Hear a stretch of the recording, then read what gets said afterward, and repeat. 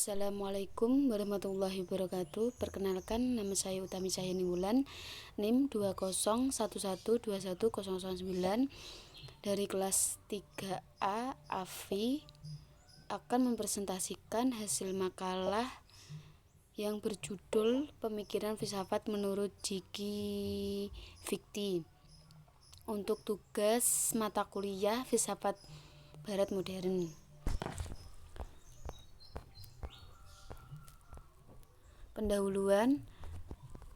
Latar belakang filsafat abad ke-18 didominasi oleh kaum empirisme Inggris, di mana Locke, Berkeley, dan Hume bisa dikatakan sebagai para wakilnya. Pada diri orang-orang ini terdapat konflik yang seperti tidak mereka sadari antara temperamen pemikiran dengan kecondok doktrin teoretik mereka. Dalam temperamen pemikiran, mereka adalah warga negara yang bermental sosial, tidak menonjolkan diri, tidak terlalu menginginkan kekuasaan, dan mendorong terwujudnya dunia yang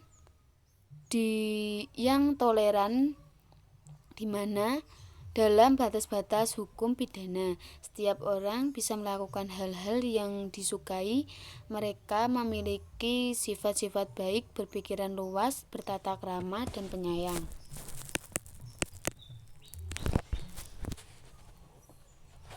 Seluruh idealisme Jerman memiliki hubungan dengan gerakan romantisme. Hubungan itu tampak jelas pada diri Fichte, terlebih lagi pada Schelling, namun tidak begitu kentara pada Hegel. Rumusan masalah dari latar belakang di atas, pokok-pokok yang akan dibahas dalam makalah ini adalah sebagai berikut. 1. Apa itu filsafat Gigi Fikti? 2. Bagaimana biografi Gigi Fikti dan apa pemikiran dari Gigi Fikti?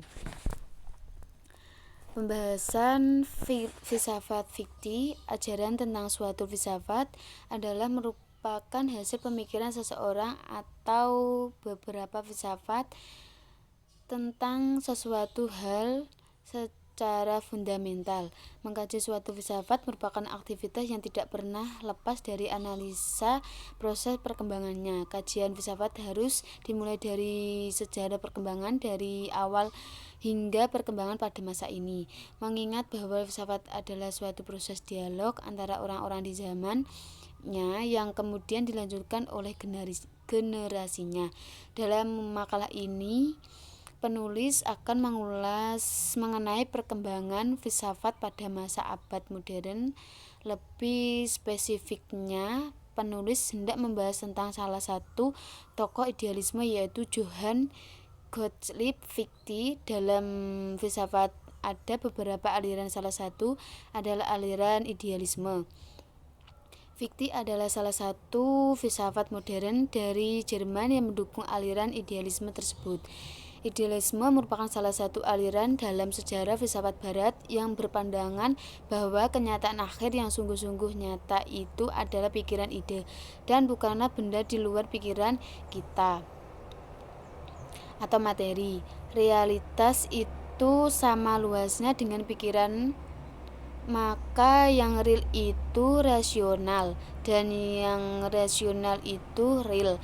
Benda-benda di luar pikiran seperti alam, masyarakat, alat-alat dan seterusnya tidak memiliki status ontologisnya, yaitu tidak sungguh-sungguh real.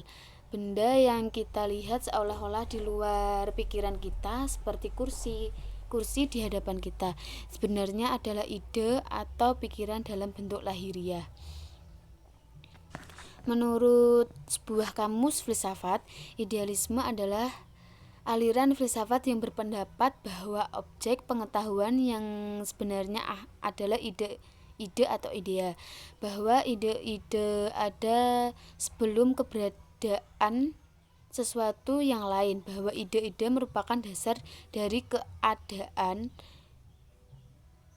sesuatu. Dalam tataran epistemologis, idealisme berpendapat bahwa dunia eksternal hanya dapat dipahami hanya dengan merujuk pada ide-ide dan bahwa pandangan kita tentang alam eksternal selalu dimediasi oleh tindakan pikiran. Dalam kamus lain dijelaskan bahwa idealisme adalah sebuah sistem atau doktrin yang dasar penafsirannya yang fundamental adalah ideal. Berlawanan dengan materialisme yang menekankan ruang sensibilitas, fakta, dan hal bersifat mekanistik, idealisme menekankan supra-ruang non-sensibilitas, penelitian, dan ideologis. Biografi J.K. Fichte. Johann Gottlieb Fichte lahir pada tanggal 19 Mei 1762 di Ramenau. Ayahnya adalah seorang penyamak kulit di sebuah desa kecil dan ibunya seorang penenun pita.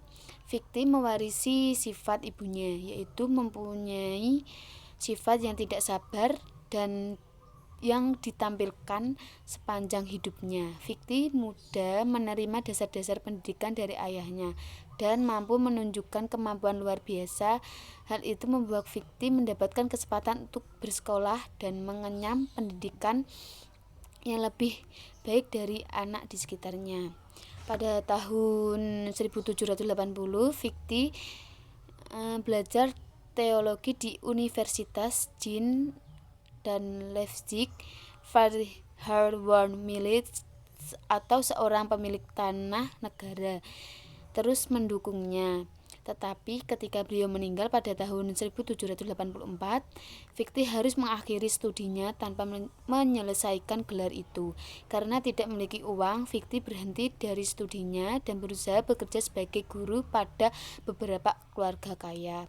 Selama tahun 1784 sampai 1788, ia bekerja sebagai seorang tutor di berbagai keluarga Saxon.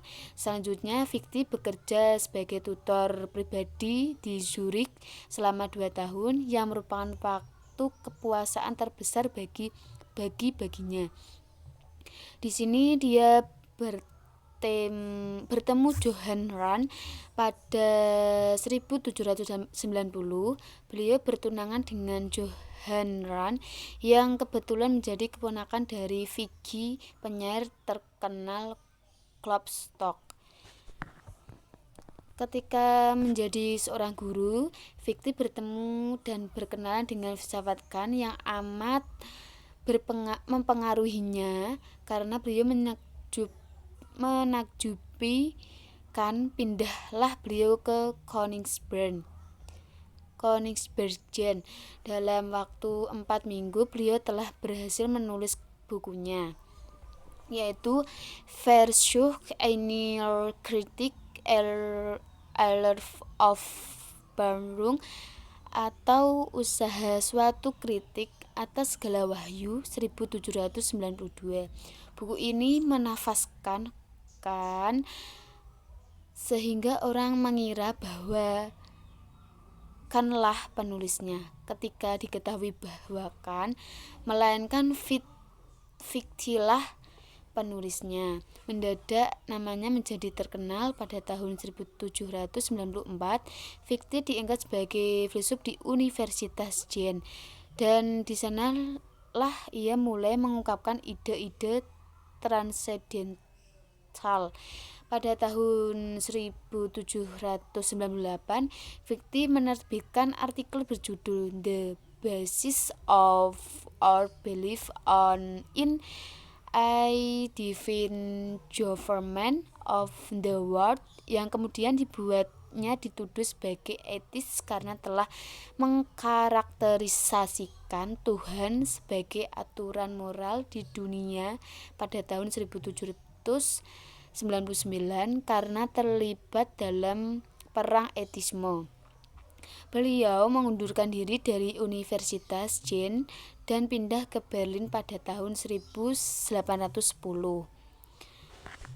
Fichte diangkat sebagai profesor di University of Berlin yang waktu itu baru didirikan, dan 4 tahun kemudian, yaitu pada tanggal 27 Januari 1814, beliau meninggal dunia karena serangan penyakit tifus yang dideritanya. Beliau meninggal pada usia 51 tahun. Keahlian Fichte dalam bidang filsafat dapat dilihat dari 3 jenis hasil karya, yaitu ada 3: Über die Bestimmung des Menschen atau tentang tujuan hidup, terbit tahun 1780. 2. Grundlage der geschichtlichen Wissenschaft, dasar seluruh epistemologi, terbit tahun 1796. Dan ketiga, Das System der Steril-Herrenheit der Prinzipien der Wissenschaft,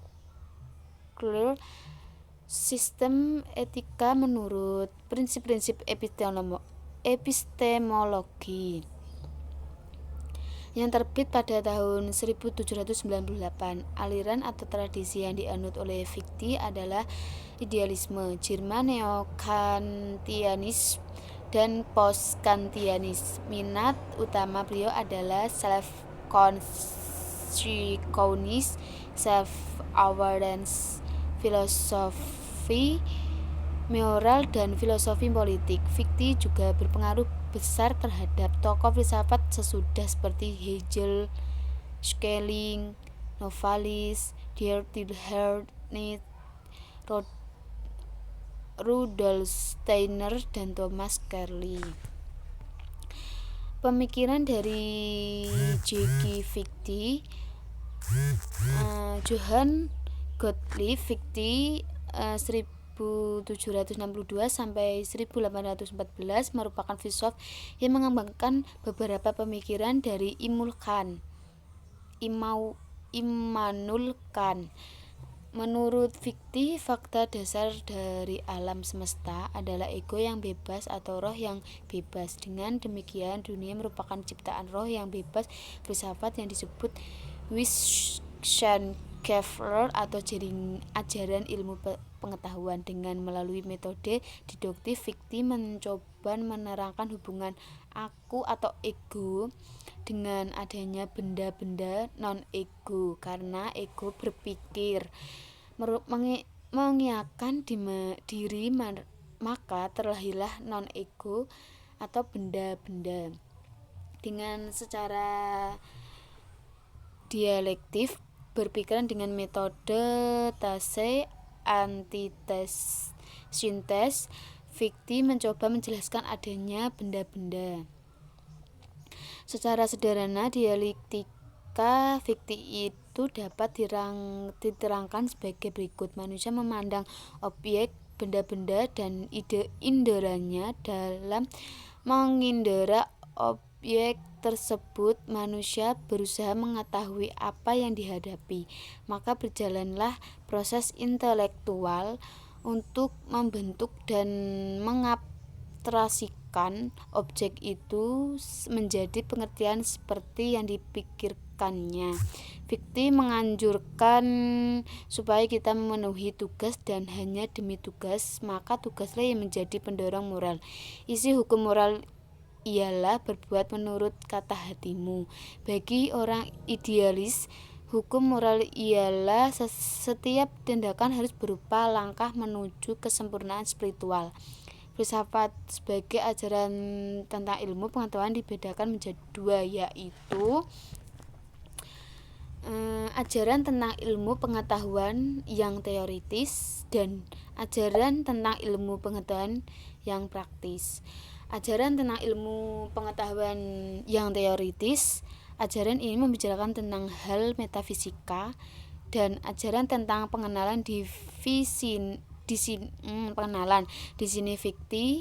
sini Fichte menentangkan pendapat Kant yang mengatakan bahwa hanya berpikir secara ilmu pasti, alamlah yang memberi kepastian di bidang pengenalan.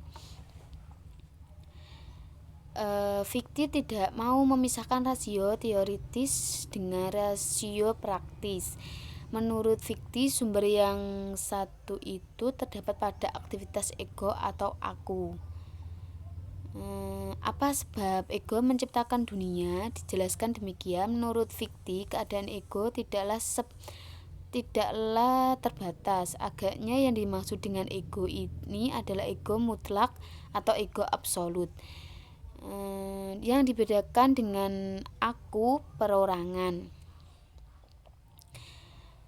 Yang kedua, ajaran tentang ilmu pengetahuan yang praktis. Ajaran ini membicarakan tentang hal etika di dalam ajaran tentang ilmu pengetahuan yang praktis. Fikti menentangkan yang mengajarkan bahwa setiap orang harus mentaati kewajiban. Menurut Fikti, yang penting bukan ego atau aku manusia dalam arti yang ideal mungkin, sebab aku itulah yang mengajarkan tata tertib menyelami alam semesta. Makin luas cakrawala tata tertib itu. Jadi manusia pada dasarnya adalah makhluk yang bersifat moral. Hidup yang memegang moral mengandung suatu usaha di dalamnya. Tugas manusia bukan hanya untuk mengetahui, tetapi juga untuk berbuat sesuai dengan pengetahuannya. Moralitas terdiri dari aktivitas diri yang mutlak, yang bebas, sama sekali tidak dibatasi oleh sesuatu apapun di luarnya. Inilah asas otonomi. Di dalam hal ini ada kesamaan antara Kant dan Fikti. Isi tugas moral manusia diturunkan dari dua dasar pikiran, yaitu bahwa manusia berkewajiban menghargai dirinya sendiri sebagai makhluk yang bebas, dan ia senantiasa berkewajiban berbuat dan tidak mengambil kebebasan orang lain. Yang terakhir, penutup. Kesimpulan dari beberapa uraian di atas dapat disimpulkan bahwa Johann Gottlieb Fichte 1762 sampai 1814 adalah tokoh idealisme subjektif yang berpandangan bahwa sumber pengenalan dan pengetahuan bukanlah rasio teoritis dan praktis seperti kata Immanuel Kant, melainkan pada aktivitas ego. Pemikiran beliau didasarkan pada konsep ego mutlak yang menemukan dan meneruskan pengertian-pengertian tentang objek. Ego tidak hanya sebagai penemu, melainkan sebagai yang menciptakan benda-benda atau objek. Dengan demikian, peran manusia sebagai subjek sangat dominan di dalam menggagaskan sesuatu. Menurut Fichte, fakta dasar dari alam semesta adalah ego yang bebas atau roh yang bebas. Dengan demikian, dunia merupakan ciptaan roh yang bebas. Filsafat disebut Wissenschaftler atau ajaran ilmu pengetahuan, yang dibagi menjadi dua macam ajaran, yaitu ajaran tentang ilmu pengetahuan teoritis yang teoritis dan ajaran tentang ilmu pengetahuan praktis. Sekian dari saya. Bila ada kata-kata yang tidak berkenan, saya minta maaf yang sebesar-besarnya. Wassalamualaikum warahmatullahi wabarakatuh.